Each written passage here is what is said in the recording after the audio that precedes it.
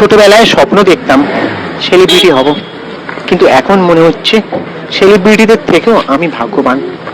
কারণ সেলিব্রিটি হলে তাহলে আর মিডিয়ার সামনে অজরে কাঁদতে পারতাম না, মিডিয়ার সামনে শোক পালন করতে পারতাম না।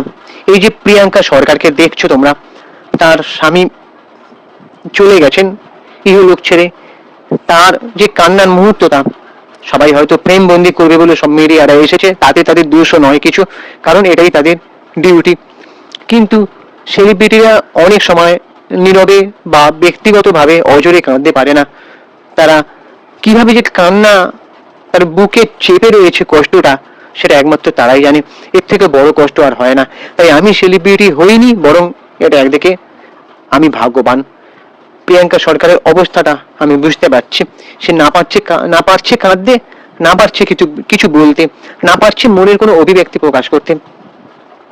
রাহুল ব্যানার্জি চলে যাওয়াটা খুবই খারাপ লাগছে। তো আরআইপি রাহুল ব্যানার্জি। উনি অন্তত মনের দিক থেকে একটু হলেও ভালো মানুষ ছিলেন, কোনো রাজনৈতিক ঝান্ডা ধরেননি তিনি। অরুণোদয় ব্যানার্জির চলে যাওয়াটা হঠাৎ করে একটা শূন্যতা তৈরি করেছে এবং আমাদের সকলের একটা খারাপ লাগার বিষয় হয়ে দাঁড়িয়েছে। তবে তোমরা কি জানো যে রাহুল প্রিয়াঙ্কার ডিভোর্স হয়ে গিয়েছিল, কিন্তু তারা তাদের সন্তানের কথা ভেবে এক হয়েছিল।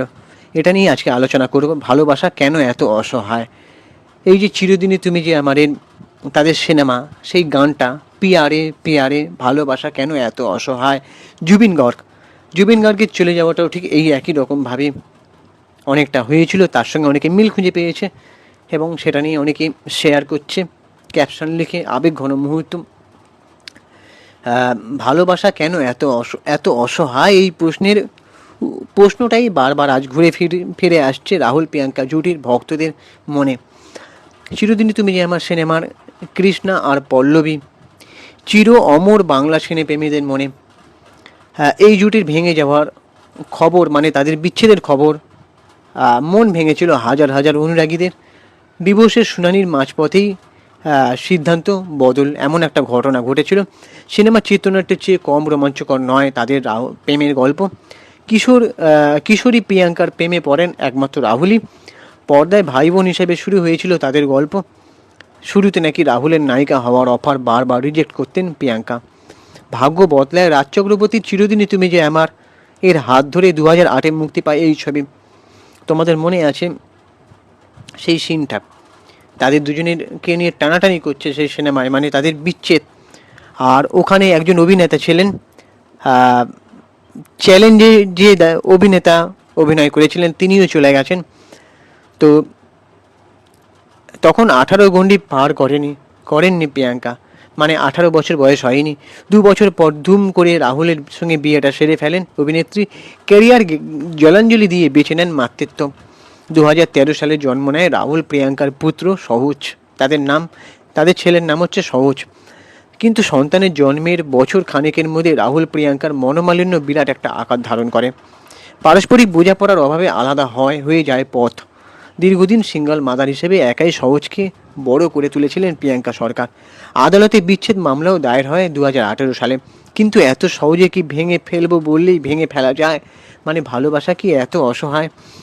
বিচ্ছেদ পর্ব চলাকালীন রাহুলের নাম জড়িয়েছে একাধিক সহ অভিনেত্রীদের সঙ্গে। টলিউডের এক নামী ফটোগ্রাফারের সঙ্গে নাকি প্রিয়াঙ্কার ঘনিষ্ঠতার কথাও কারোর অজানা ছিল না। তবে ছেলের জন্য ফের এক হওয়ার সিদ্ধান্ত নেন রাহুল প্রিয়াঙ্কা। 2022 সাল থেকে একটু একটু করে ফের কাছাকাছি এসেছিলেন তারা দুজনে। রাহুল প্রিয়াঙ্কা পুজো, দোল, সব অনুষ্ঠানের সহজকে মাঝে রেখে একসঙ্গে সেলিব্রেট করতে দেখা গিয়েছিল রাহুল প্রিয়াঙ্কাকে। ওই বছর প্রিয়াঙ্কার জন্মদিনেও অভিনেত্রীর সঙ্গে একই রঙের পোশাক পরে দেখা গিয়েছিল রাহুলকে। আবার সহজকে নিয়ে একসঙ্গে দোল উদযাপন করতেও দেখা দিয়েছিল। দুজনের এক হওয়ার খবরে শিলমোহর দিয়েছিলেন রাহুলই। জানিয়েছিলেন ডিভোর্স মামলা প্রত্যাহার করে ছেলে সহজের জন্য একসঙ্গে থাকবার সিদ্ধান্ত নিয়েছিলেন তারা। ছাদ আলাদাই ছিল রাহুল প্রিয়াঙ্কা, তবে স্বামী স্ত্রী হিসাবে সম্পর্ক ছিল অটুট। পরস্পরের সুদিনে দুদিনে একই সঙ্গে ছিলেন তারা। স্বামীর মৃত্যু সংবাদ যখন কানে এলো তখন ছবির লুক সেটে ব্যস্ত ছিলেন। বুঝেই উঠতে পারছিলেন না কি করবেন। 13 বছরের ছেলেকে কি করে বলবেন এই কঠিন সত্যিটা। রবিবার রাতে প্রিয়াঙ্কা সরকার হাজির হয়েছিলেন রাহুলের পল্লীশ্রীর বাড়িতে। সেখান থেকে চলে যান নিজের ফ্ল্যাটে, সেখানেই রয়েছে সহজ। এরপর সোশ্যাল মিডিয়া পোস্টে এই কঠিন সময়ে একটু শান্তিতে স্বামীর মৃত্যুর শোক পালন করার অবকাশ চেয়ে নেন। লেখেন, এটি আমাদের জন্য অপরিসীম শোক এবং গভীর হতাশার সময়। এই কঠিন মুহূর্তে আমরা আন্তরিকভাবে স্থান এবং গোপনীয়তা অনুরোধ করি। একটা বাচ্চা, একজন মা, একটি পরিবার এবং প্রিয়জনরা একই সাথে এই ক্ষতি নেভিগেট করার চেষ্টা করছে। আমরা দয়া করে সংবাদ মাধ্যমে আমাদের বন্ধু এবং সহকর্মীদের আমাদের সীমানাকে সম্মান করতে, অনুপ্রবেশ থেকে বিরত থাকতে এবং শান্তিতে শোক করার মর্যাদা দেওয়ার অনুরোধ করছি। মানে তিনি পোস্ট করেছেন যে তিনি যেন শান্তিতে শোক জ্ঞাপন করতে পারেন এবং মিডিয়াদের একটু দূরে থাকার অনুরোধ করেছেন, একটা সসম্মান বজায় রেখেই। তো এবার তোমাদের কি মনে হয় তোমরা অবশ্যই কমেন্ট করে জানাতে পারো। আমাদের ইউটিউব চ্যানেলটাকে সাবস্ক্রাইব করে দাও, ভিডিওটাতে একটা লাইক দাও, আর আমি ইনস্টাগ্রামে রয়েছে সুপ্রিয় পৌশালী সিনেমারিয়া, ওখানে গিয়ে ফলো করে দাও। আর সবশেষে একটাই কথা বলবো যে রাহুল দা অত্যন্ত ভালো মানুষ ছিলেন, আর রাহুল ব্যানার্জি।